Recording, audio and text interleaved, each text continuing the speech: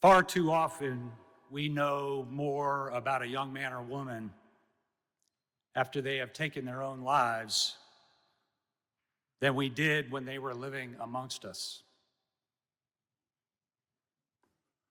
That was an unfortunate common refrain during my last 2 years of active service as the commanding general of I Marine Expeditionary Force, the largest warfighting command in the United States Marine Corps, spread throughout Southern California and Arizona and comprised of nearly 50,000 Marines and sailors.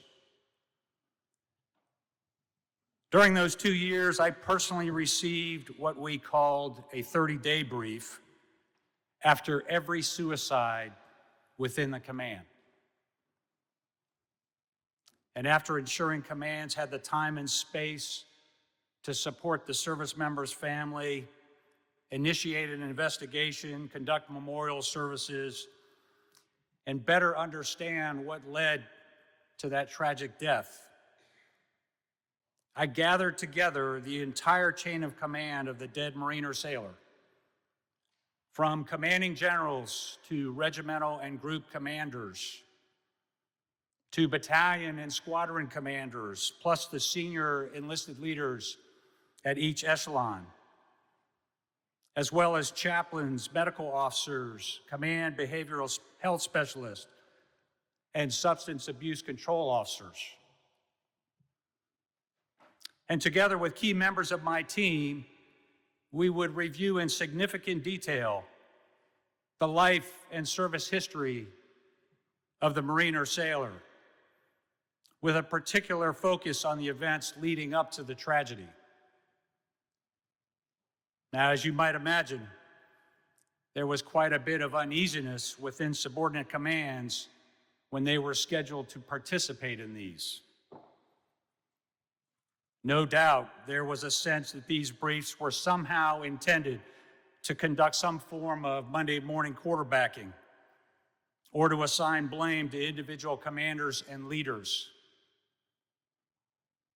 So it took a few iterations of these briefs and some significant cross-pollination between commanders who had previously participated before there was widespread understanding and acceptance that my intent was to learn and disseminate those lessons throughout the entire force in an effort to prevent a future tragedy. I Marine Expeditionary Force prides itself on being the premier combined arms warfighting force. As such, we took a combined arms or cross-collaborative approach to get left of boom, to use Iraq and Afghanistan vernacular, in saving lives and preserving our most precious resource. What did we learn? In a small number of cases, there were few, if any, indicators that a Marine or sailor was struggling. Or if they were simply masterful in masking that fact. But more often than not, we discovered what I describe as flickering lights leading up to a suicide. Lights which in isolation would not necessarily draw the attention of immediate leaders or those in the chain of command. These flickering lights often represented relationship issues, a pattern of substance abuse, impending or recently adjudicated legal issues, some leading to separation from the service, documented substandard performance that could adversely impact promotion or re-enlistment opportunities, or recent transfer between commands and a jarring separation from fellow battle buddies and familiar support structures.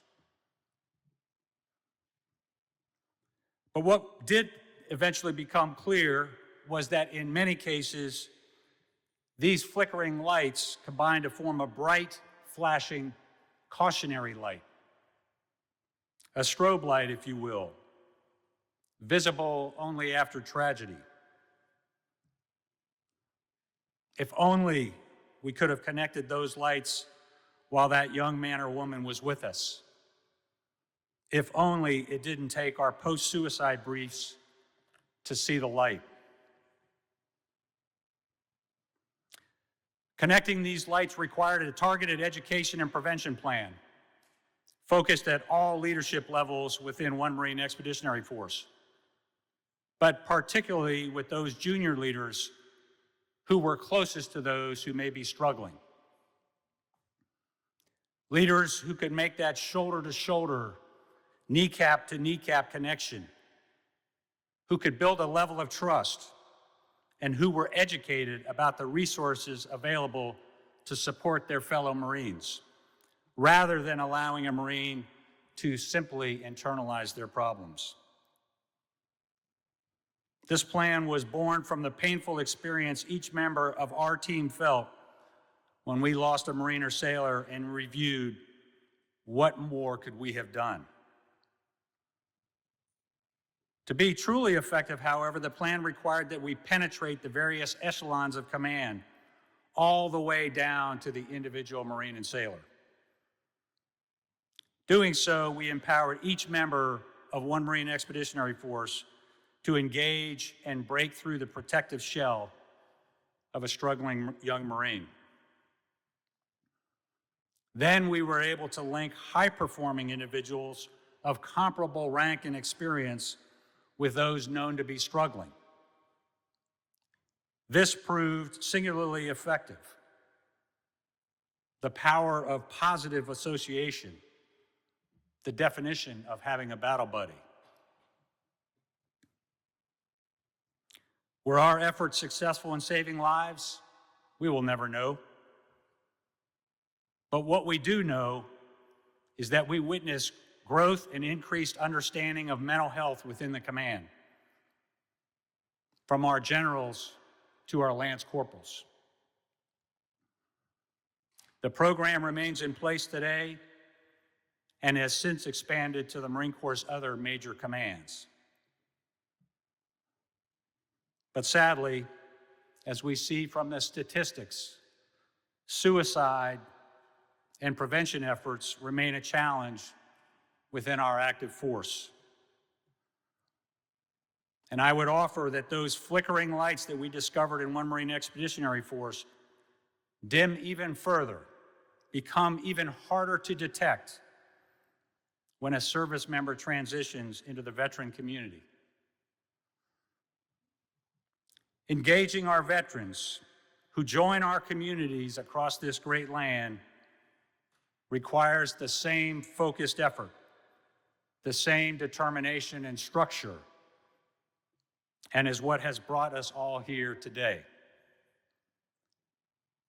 The assembled experts we'll hear from today at this inaugural Next Mission Summit are truly impressive, and together epitomize that combined arms approach that will be needed to be truly effective in this ongoing battle.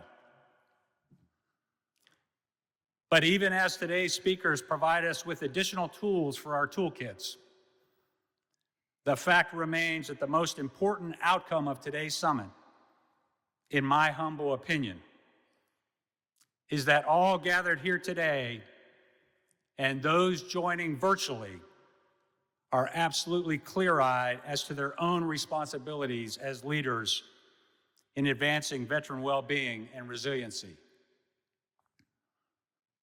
To be unwavering leaders within our respective organizations, in our communities, in our homes. Leaders willing to devote their most precious commodity, their time, to veterans in need. Leaders who listen, really listen, to fully understand the challenges of those we are seeking to serve. Leaders who empower subordinates to address and elevate issues through continued education. Leaders with a bias for action who take the extra step, travel the extra mile, who make that extra call. So when we all depart here later today, let us commit to being leaders in this all-important and truly noble effort. And while this effort involves the entire joint force, allow me a moment to be parochial by highlighting the Marine Corps' motto, Semper Fidelis, always faithful, a motto we would be well served to epitomize in our service to our veterans who have sacrificed so much and in turn asked for so little. Finally, as today is St. Patrick's Day, I'd like to close with the most famous of Irish blessings, a prayer for all participating here today, and most especially for those service members and veterans who may be struggling. May the road rise up to meet you. May the wind be always at your back. May the sun shine warm upon your face. The rains fall soft upon your fields. And until we meet again, may God hold you in the palm of his hand. Thank you.